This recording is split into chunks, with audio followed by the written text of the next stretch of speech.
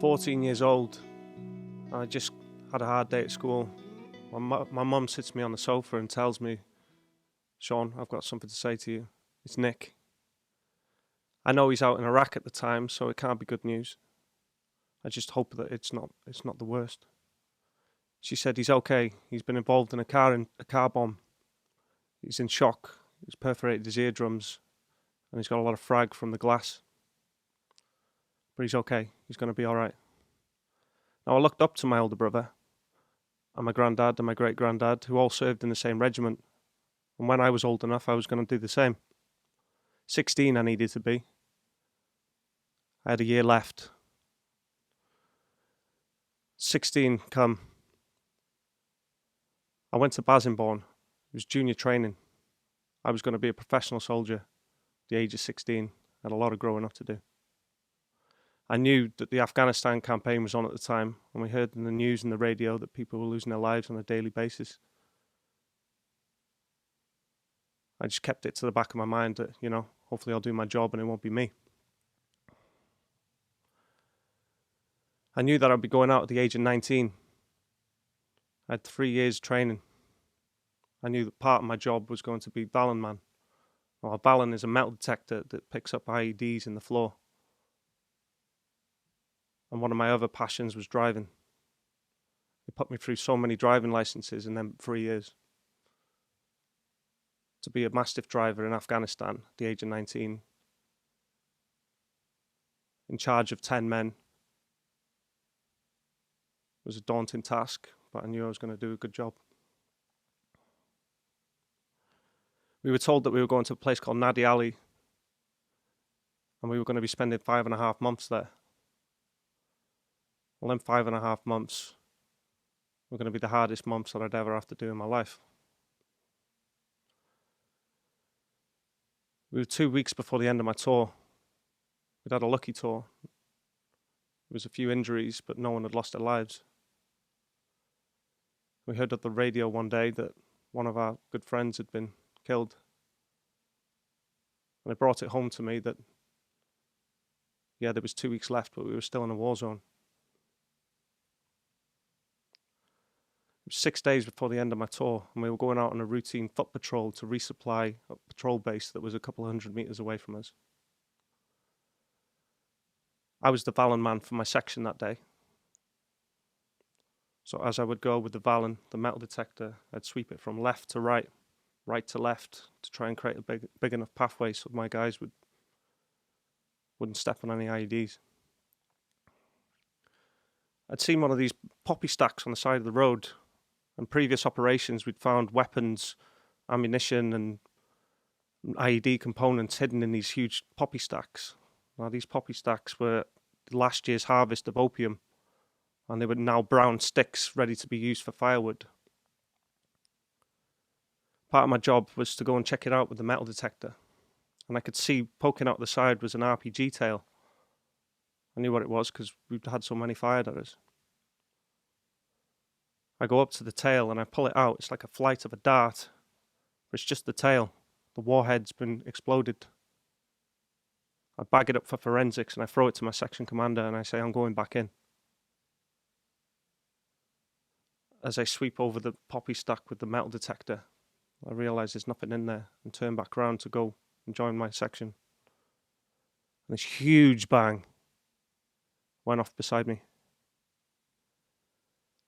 I didn't know what quite happened. I didn't know if a mortar had gone off next to me or whether I'd detonated this IED myself. But all I knew is that I couldn't see and now I was lying on the floor. I was telling myself, hopefully, once they wash the dirt out of my eyes, I'll be able to see. And at that moment, I heard the medic call the helicopter in, saying that he had a double amputee. That moment, I knew my legs were gone as well. I remember being placed onto a stretcher and trying to fight with the medic because he'd strapped my arm to my chest. And I was later told it was because my shoulder had been dislocated. I had lost my little finger. I felt like 100 years had gone by. I wake up in a strange room to a woman's voice saying, "Shaun, can you hear me? Can you hear me, Shaun?" I remember saying to her, "Yes, I can hear you. Am I alive?" She said, "Yes, you're alive." I said, "No, am I really alive?" Because in my mind, I'd been somewhere else for the last 100 years on an induced coma. The hallucinations were unbelievable. She went through the list of things that had happened to me. She said, "You've lost both your legs above the knee. You lost your little finger, the hole through your left hand, you dislocated your shoulder, your eardrums were perforated, you lost your left eye, it's now a prosthetic eye, and you've been blinded in your right eye." She'd also told me that I wouldn't be able to have kids naturally as well. So there I was 19, lying in a bed, I couldn't see, I couldn't walk, had no job, lost my driving licenses. And what was I going to do for the rest of my life? I remember thinking to myself as the weeks went by in hospital, what am I going to do? What am I going to do? I thought, right, if I can learn to walk, get my job back, be fully independent, then I will be back to where I was before I was injured and hopefully in a better place to go forwards. I just didn't realise how long that was going to take. 3 months went by, countless operations. I had an operation on my right side to gain me back 30%. It would take some time before I actually reached that percentage. I arrived at Headley Court after 3 months in hospital, learning to walk. At the time, I couldn't see a thing. I was pushed everywhere in a wheelchair. I said, "Will I be able to walk on prosthetics with no eyesight?" They said, "No one's ever done it before, but we're willing to give it a go." So the next 3 years, that's all I concentrated on, was learning to walk, operations to fix my leg, bone spikes taken off, nerves taken out, operations on my eyes, my ears, my nose, my arms, constantly in and out of hospital. But every time I had an operation, my life got a little bit better. In 2014, I was told about an operation called osseointegration, whereby they put titanium rods into my legs. And I knew that was what I needed to do. I thought the moment I could get rid of my sockets and actually make the prosthetic limbs part of my body, then I'll be able to walk again. I'll be able to feel the floor, because I was practically walking blind. And I tell people it's like walking on a pair of stilts with a blindfold. After I had this operation, all of my hard effort and hard work that I was putting into learning to walk on my legs meant that I could put into other areas of my life. And I actually got to the point where, you know what, I might have a future. I was walking. I'd gained 30% back in one of my eyes, so I was gaining my independence back. Still had no job. So that was what I was going to do next. I started a property business. Well, it wasn't a business at the time, it was just one house. One house turned into two, two turned into three, and then before you know it, I've got 12. I actually got people to do the work for me, so it didn't actually matter that I'd lost my legs and my eyesight. So it was a business, it was running itself before I knew it. In 2015, I became a dad on Christmas Day through IVF. And at that moment, I looked at my life and I thought to myself, you know what, I've done it. I've got to that point. I got things in my life now that I wouldn't have if I hadn't been injured. So how could I wish to go back to a day before the explosion? I dared to think what the future might hold. I thought, if I've got this far, why can't I make my life better?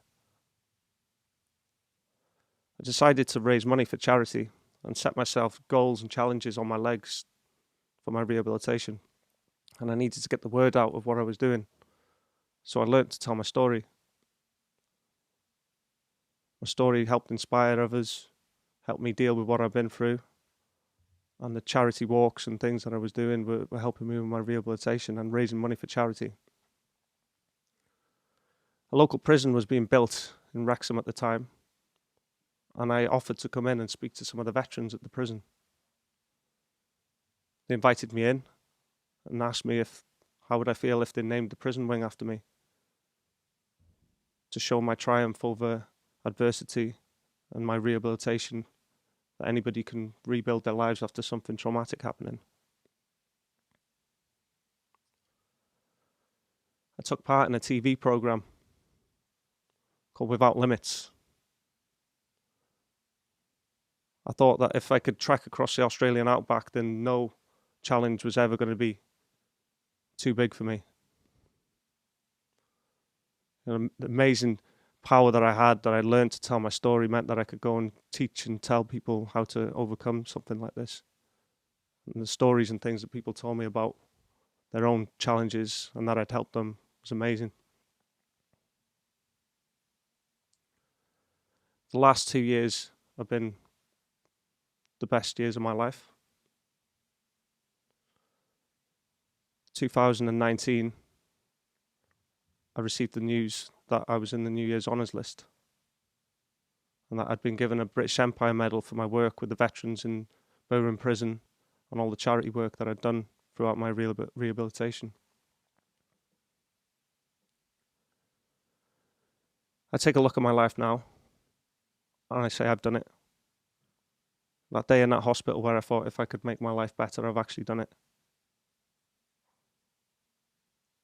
And now I'm sat here telling my story to you, and I wouldn't actually go back to the day that this happened to me for everything that I've got in my life now. Thank you very much.